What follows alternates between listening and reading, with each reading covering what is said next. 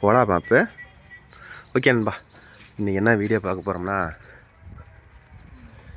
சரி நைட்டை வந்து ஓட்டணும்.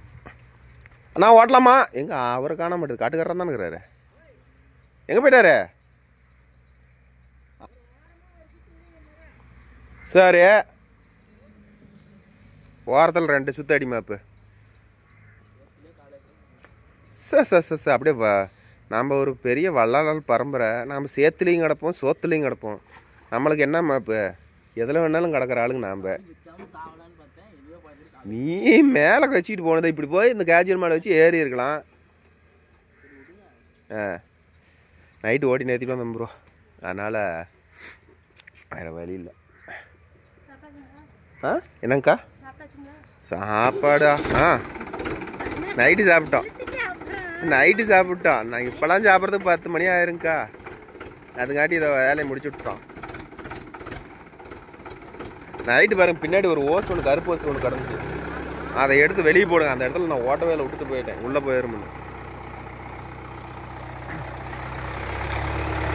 ஓகே ப்ரோ, நைட்டு ஒரு சால் ஓட்டி விட்டு வந்துட்டோம். இப்போ வந்து இன்னொரு சால் ஓட்டி வேலையை முடிக்கணும். ஏய், பாஞ்சி மட்டும் வைய. என் அழுத்துறத பார்த்தாவே எனக்கு பயமாகுது.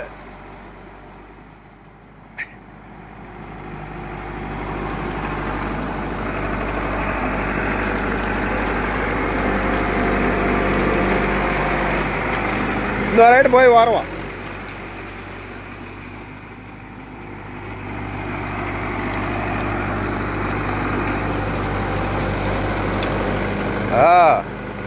அப்படி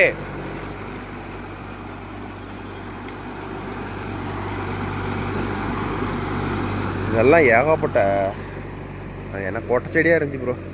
இதெல்லாம் மேட்டுக்காடு. நாங்கள் இன்னும் வயக்காடு பட்டறைக்கே போகல. சரி, மேட்டுக்காடை ஃபஸ்ட்டு பிடிச்சிக்கிட்டு அப்புறமேட்டு வயக்காட்டுக்கு போயிடலாம் அப்படின்னு ஒரு டார்கெட்டு. நைட்டு இந்த வயலில் வந்து 1 மணி நேரம் நல்லா கிட்ட பிடிச்சி ஓட்டி வச்சோம். இப்போ 2வது சால். இந்த ஐட்டம் வந்து கேஜுவல் அன்னைக்கு ஒரு வீடியோவில் பார்த்தீங்களா, அப்போ கழட்டினது தான் ப்ரோ. இன்னும் கேஜுவலாக கழட்டல. சரி நண்பா, உங்களுக்கு இந்த கேஜுவலில் வந்து பொட்டி மாட்டுற மாதிரி மாட்டி இன்னொரு வண்டியில் தூக்கிட்டு போகிறோம்ல, அது செய்கிறது உங்களுக்கு வீடியோ வேணும்னா கேளுங்க. ஏன்னா நாங்கள் இப்போதைக்கு வந்து பழைய மாடலில் வந்து கையில் மாட்டி தூக்குவோம்ல, அது வந்து பார்த்துக்கிட்டிங்கன்னா பின்னாடி ஒரு ஆள் வந்து உட்காந்து ஆப்ரேட் பண்ணணும் ஆப்போசிட்டில். அப்போ தான் வந்து எப்படி சொல்கிறது, அப்போ தான் வந்து ஓட்டுறதுக்கு ஒரே ஆள் ஓட்டிக்கலாம், பின்னாடி ஒரு ஆள் ஓட்ட தேவையில்ல. இப்போ வந்து நான் என்ன மெத்தடுனா, இந்த ஊக்குப்பெட்டில் மாட்டி அதோட ஊக்குப்பெட்டில் மாட்டிக்கிட்டா முன்னாடி ஓட்டுற ஆளுக்கு மட்டும்தான் வேலை, பின்னாடி உட்காந்துக்கிட்டு இருக்கிற ஆளுக்கு வேலை இல்லை. அது செய்யலான்னுக்குறோம், ஈஸியாக செய்யலான்னுக்குறோம். ஏன்னா இனிமேல் கழட்டுறது காலம் இல்லை. அதாக இருந்தால் எங்கே வேணாலும் தூக்கிக்கலாம், இறக்கலாம், என்ன வேணாலும் பண்ணிக்கலாம். அது இன்றைக்கி தான் இதை ஓட்டிகிட்டு போய் தான் செய்யலான்னு ஒரு டார்கெட்டில் இருக்கிறோம். என்னன்னு சொல்லுங்கள் நண்பா. இது செய்கிறது உங்களுக்கு வேணும்னா அது ஒரு வீடியோவாக மேக் பண்ணி போடுறேன் நண்பா. இதெல்லாம் வெறும் மாடு கட்டி இறுகி போச்சு, அதுதான் பிரச்சனையே. உழவே ஆகல. நைட்டு எவ்வளோ கிட்ட பிடிச்சி ஓட்டணும் தெரியுமா? அப்போ தான் ஓரளவுக்கு மக்குச்சு. இப்போ 1 சால் ஓட்டுறங்கிறாரா 2 சால் ஓட்டுறங்கிறாரா தெரில. ஓட்டுறது ஓட்டுட்டோம். ஓட்டிட்டு இன்னொரு சைடு போய் பார்த்துருந்துக்கிறோம். அது ஒரு 1 மணி நேரம் வரும். அடுத்தது அதை போக வேண்டியதான் ப்ரோ.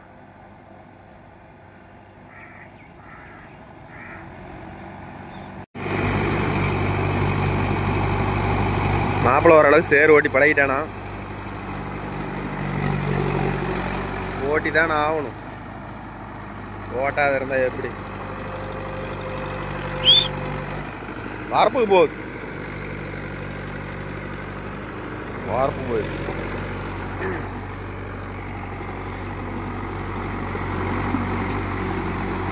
இன்னும் அந்த வரப்பு ஓரம்லாம் எடுக்கிறதுக்கெல்லாம் மாப்பிள்ளைக்கு நீ ட்ரைனிங் பத்தலை ப்ரோ.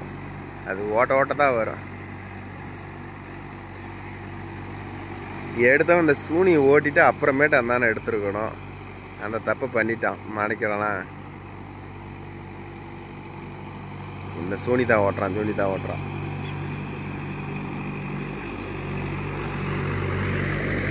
உள்ள வளைச்சி விட்டுட்டு அப்புறம் நேராக ஓட்டு.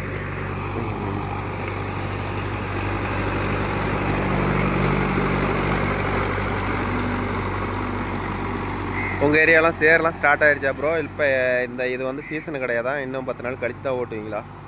எங்கள் சைடு வருஷத்தில் ஒரே ஐட்டம் தான். ஒவ்வொருத்தரும் நீங்களாம் பார்த்துக்கிட்டிங்கன்னா வருஷம் 30 போகமும் சேர் ஓட்டுறீங்க. எங்களுக்கு இந்த புரட்டாசி ஐப்பசி மாதம் மட்டும்தான் சேர் ஓட்டுவோம். வேறு எந்த டைம்லேயும் சேர் ஓட்டினா எப்படி சொல்கிறது, நெல் பச்சையாக பிடிக்காது. இந்த டைம் ஒன்று தான் வந்து சேர் ஓட்டினா நல்லா பச்சையாக பிடிக்குன்னு வச்சுக்காங்களேன். ஆனால் போய் தண்ணி கொஞ்சம் போட்டு விடுங்கண்ணா, சேர் நல்லா குழம்பும்.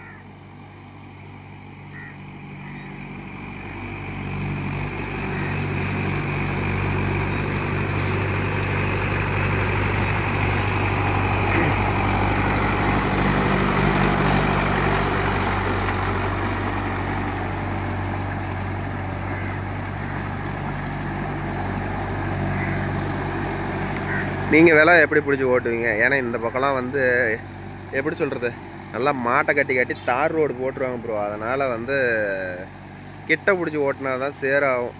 அதை விட்டுட்டு நாம் உழவு ஓட்டுற மாதிரி ஒவ்வொரு காய்ச்சலும் ஒவ்வொரு வெட்டுக்கும் ஒவ்வொரு அடி நவுத்தி ஓட்டினோம்னா கண்டிப்பாக வந்து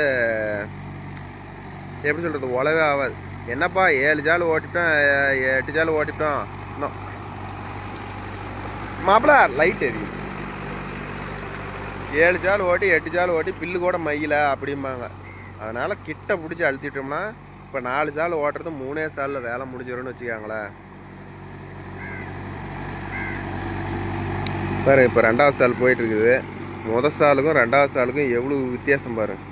அப்படி ஒரு கச்சன்னு தேர் இருக்கிற பில்லுக்கிற இடமே தெரியாது. அந்தளவுக்கு சப்சைடாக முடிச்சு விடுவோம். நீங்கள் எப்படி சேர் ஓட்டிங்கன்னு சொல்லுங்கள். மெயினாக வந்து அந்த வண்டி தூக்குறத ரெடி பண்ணுறது அது எப்படி என்னென்னு உங்களுக்கு பிடிக்குமா, தேவைப்படுதான்னு சொல்லுங்கள். தேவைப்பட்டால் நம்ம ஒரு வீடியோ பண்ணி போடலாம். நானே அது புதுசு தான். எத்தனையோ பேர் வீடியோ போட்டிருக்கிறாங்க, தூக்கிட்டு போகிற ஷார்ட்ஸாக போட்டிருக்கிறாங்க. யாருமே அது எப்படி போட்டிருக்கிறோம், இது என்ன ஆங்கிளில் வச்சு போட்டுனா எப்படி செட் ஆகும் அப்படிங்கிறது யாருமே போடல. அதனால் அதை பார்த்துட்டு லைட்டாக கண்ணால் பார்த்துருக்குறேன். ரொம்பவும் டீட்டெயிலாக தெரியாது, நமக்கே அது புதுசு தான். ஏன்னா இன்றைக்கி கழட்டி பூட்டி சாகிறதுக்கு அது எவ்வளோ வேலை மிச்சம் பாருங்கள். ஸோ அதனால் இப்போ வண்டியில் 2-3 ஆயிரம் ஷிஃப்ட் பண்ணிட்டு தான் 585 இங்கே தான் நிற்கிது ப்ரோ. ஸோ அதனால் இன்றைக்கி அதை செய்யலான்னு ஐடியாவில் இருக்கிறோம். அதங்காட்டி எனக்கு வேறு 1 மணி நேரம் உழவு இருக்குது. நான் அதை தான் போய் ஓட்டலாம் அப்படின்னு ஒரு ஐடியா ப்ரோ. அப்போ கதைக்கு எடுத்துக்கிட்டு இருக்கிறேன்.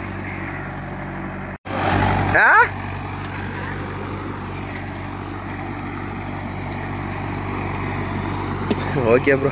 அஜித் என்னங்கிறான், ஏமாம்மா நீங்கள் சாவு அடிக்கிறீங்க, பொழுதுனைக்கு நான் சேர் ஓட்டுறப்ப ஒரு 4 பாட்டு கூட உருப்படியாக கேட்கறது கூட மாட்டேங்கிறீங்க, பொழுதுனைக்கு 6 அடிச்சுக்கிட்டு இருக்கிறேன்.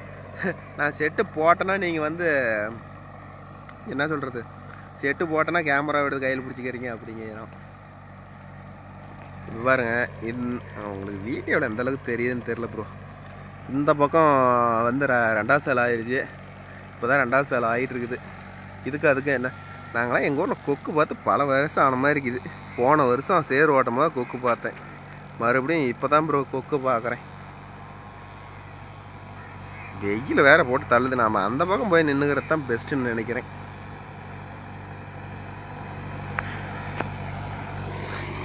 அப்படி சுற்றிட்டு வரேன்.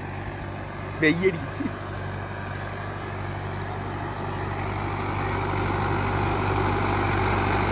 லைட்டு வேற நல்லா ஓர விட்டு ஓட்டு.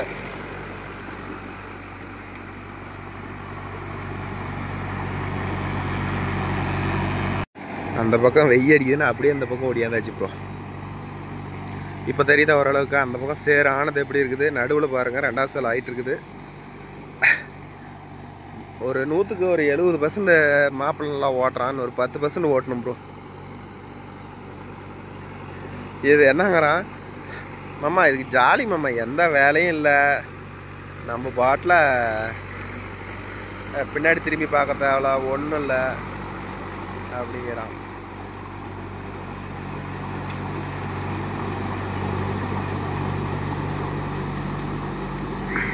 பூஞ்செடி போட்டு அறுத்து எடுக்கிறாங்க.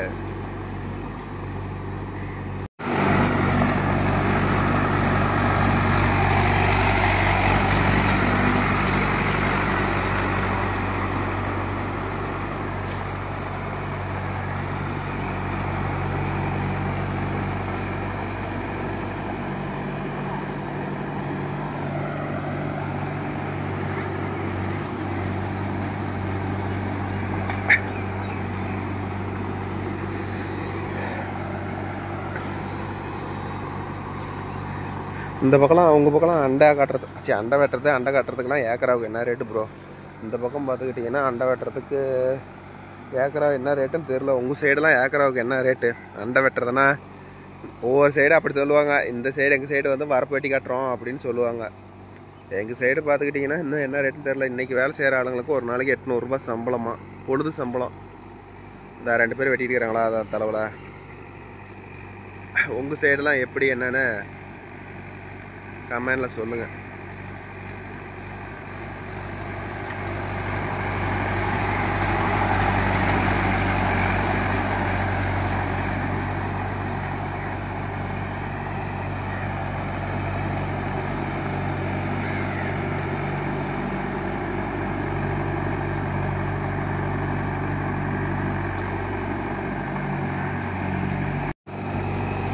இந்த சேர் ஓட்டும் போது தான் வந்து இந்த காக்கா, இந்த கொக்கு, மைனா இதெல்லாம் பார்க்க முடியுது. மித்த டைம்லாம் வந்து இந்த காக்காய் தவிர வேறு எந்த உயிரினத்தையும் பார்க்க முடியல. இப்போ தான் இந்த பூச்சி புழு பிடிக்கிறதுக்கு எல்லாமே வருதுன்னு வச்சுக்காங்களா.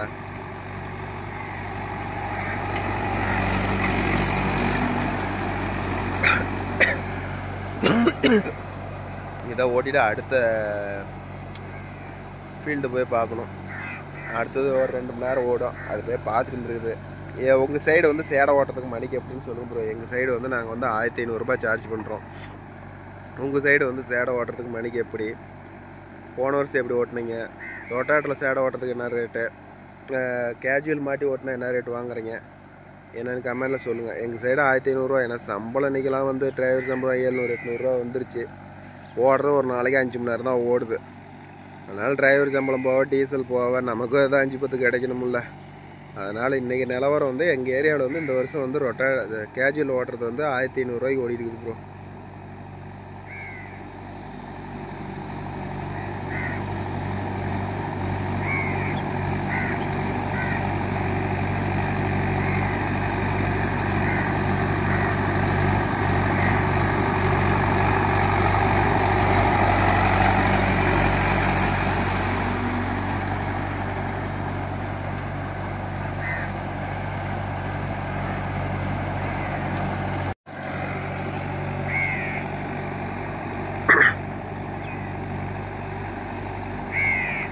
கரெக்டாக ஒரு கேஜுவல் மட்டுமே பிடிச்சிக்கிட்டு போகிற மாதிரி, வெட்டிக்கிட்டு போகிற மாதிரி நாங்கள் ஓட்டுவோன்னு வச்சுக்கோங்களேன்.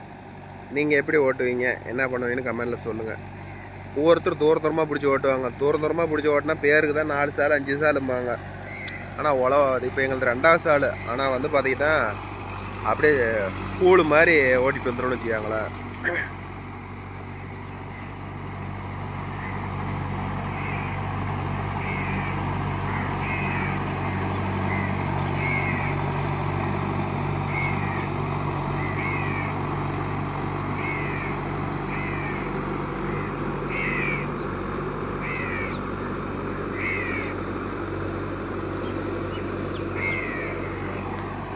அரை வயல் முடிஞ்சிருச்சு. இன்னொரு அரை வயல் இவ்வளோட ஓட்டினா வேலை முடிஞ்சிச்சு.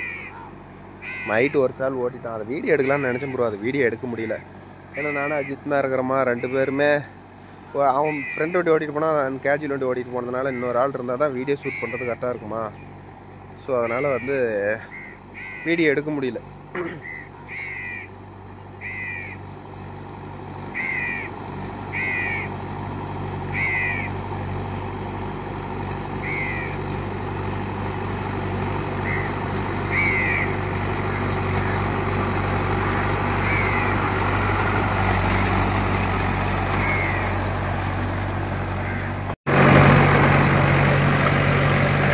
மாப்பிள்ளை ஓட்டுறத கெத்து தான் ப்ரோ. 2 நாள் தான் சொல்லி கொடுத்தேன். ஏதோ அவர் 160% கற்றுக்கிட்டான் பாருங்க. அப்படியே வேலைன்னு வந்துட்டு வெள்ளைக்கார மாதிரி குறுன்னு அதையே தான் பார்த்துக்கிட்டு இருக்கிறது. நாம் என்ன சொல்கிறோம் ஏது சொல்கிறேன்னு கூட கவனிக்கிறது இல்லை. ஏங்க மாப்பு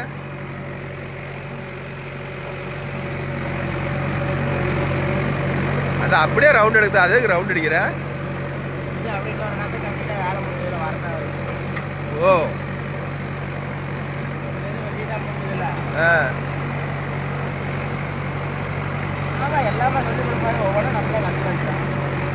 நான் தான் கற்று தரேன்னாங்கிறேன். எல்லாத்தையும் நீ தான் வேணாங்கிறீங்க. நான் என்ன பண்ணிட்டோம்?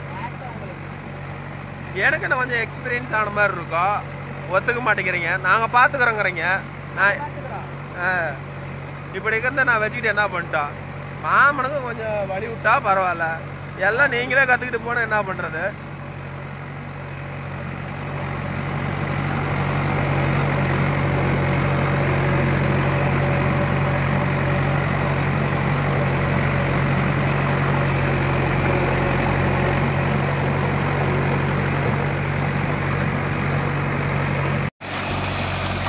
ஓகேன்பா, ஒரு வழியாக முடிஞ்சுது.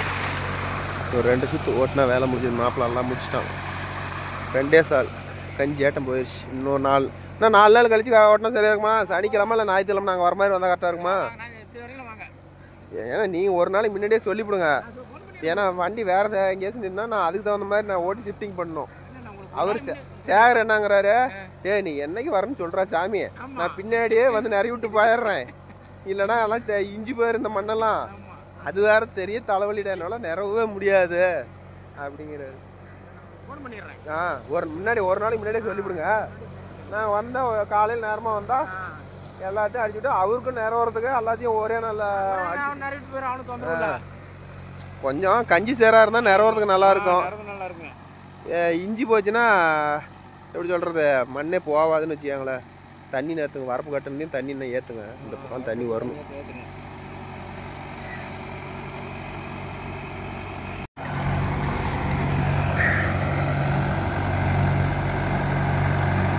ஏன் குப்பையை இவ்வளோ குப்பையை வச்சுருக்கிறீங்க?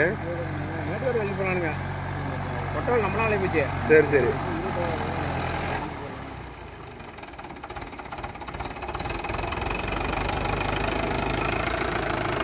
நீங்கள் எவ்வளோ மெட்டு வண்டி மேலே வருது வரைச்சி பூரா எடுத்து ஏற்றாடி போகிற பறந்துட்டு போயிடுவேன். இங்கே ஏன்னா வரப்பு கட்டுறவனுக்கு தானே தெரியும் அதோட வலி. உடச்சுட்டு போகிறதுக்கு என்ன எங்களுக்கு என்ன வலிக்குதா? பறந்துட்டு போயிடுவான். உடச்சுட்டு போகிறவனுக்கு தான் வரப்பு கட்டுறவோட வலி தெரியும். டேய் இப்படி அங்கே எதுக்கு போன? ஓரமாக நிறுத்து. ஏய் ஓரமாக நிறுத்து.